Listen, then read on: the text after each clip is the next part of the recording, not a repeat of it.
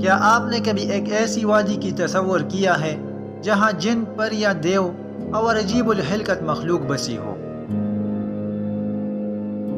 ایسا پہاڑ جس پر نہ سورج کی روشنی پڑتی ہو نہ چاند کی۔ کہا جاتا ہے یہاں صدیوں سے اندھیرا ہے اور آج تک کوئی انسان وہاں نہیں پہنچ سکا۔ اس وادی کو کوہ کاف کہا جاتا ہے۔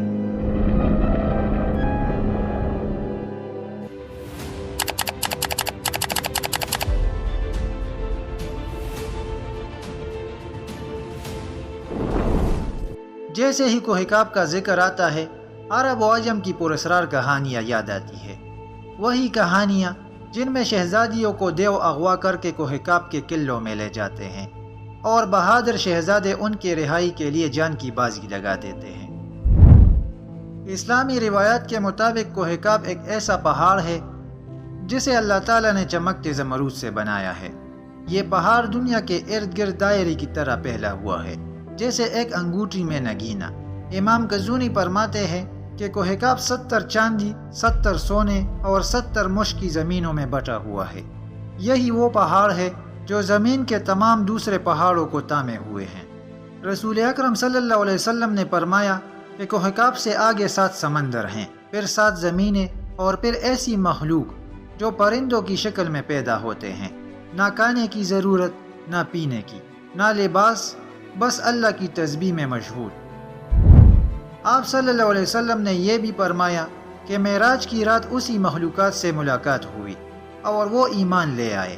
صوفیاء کرام کے نزدیک کوہ کاف ایک حقیقی پہاڑ نہیں بلکہ عالمی مثال میں ایک مقام ہے جسے صرف اولیاء کرام کشف کے ذریعے دیکھ سکتے ہیں۔ یہ شعور کی ایک بلند سطح ہے جہاں پہنچ کر بندہ پناہ پہ اللہ کے مقام کو پا لیتا ہے۔ جدید محققین کا ماننا ہے کہ قدیم روایات کا کوہ کاف موجودہ روس کے قفقاز پہاڑی سلسلے میں واقع ہے۔ یہی علاقہ ارمینیا، آذربائیجان، چچنیا اور داغستان کو گھیرے ہوئے ہیں۔ یہاں قدرتی حسن ایسا ہے کہ جنت کا گمان ہوتا ہے۔ کچھ لوگ یہ بھی مانتے ہیں کہ کوہ کاف دراصل انٹارکٹیکا کے ان برفیلے ویران علاقوں میں ہیں جہاں انسان نہیں جا سکتا، اور کچھ لوگ اسے اٹلانٹس کی تباہ شدہ دنیا سمجھتے ہیں۔ جدید سائنس کے مطابق ہماری کائنات میں 11 ڈائمینشنز ہے۔